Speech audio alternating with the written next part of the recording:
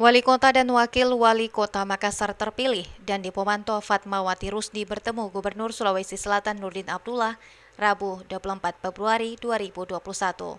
Pertemuan tersebut dijelaskan Dani sebagai salah satu upaya untuk menjalin sinergitas bersama pemerintah provinsi dalam mewujudkan sejumlah program kerja yang akan dilaksanakan ke depannya, terutama dalam rangka penanganan pandemi COVID-19.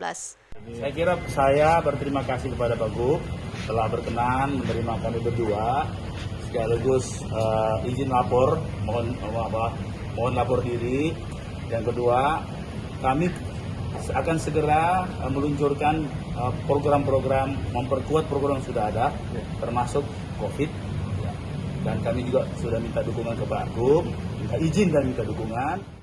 Dari pertemuan tersebut, Gubernur Sulawesi Selatan Nurdin Abdullah berharap di bawah kepemimpinan Dani Fatma, pembangunan di Kota Makassar semakin tertata, terlebih Kota Makassar merupakan etalase dari Provinsi Sulawesi Selatan.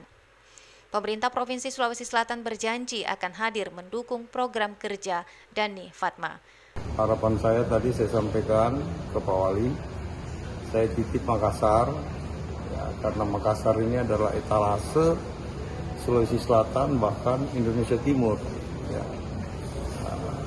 Pemerintah provinsi siap untuk bersinergi. Ya. Tentu tanggung jawab kita Makassar ini bersama. Ya. Jadi kita akan bangun teamwork yang kuat untuk terus mendorong kecepatan pembangunan di Kota Makassar. Sebelumnya, pertemuan Dani Fatma bersama Gubernur Sulawesi Selatan dilakukan menjelang pelantikan Bupati dan Wali Kota terpilih yang akan digelar pada Jumat 26 Februari. Tridewanti, Fajar TV, dan Fajar Radio melaporkan.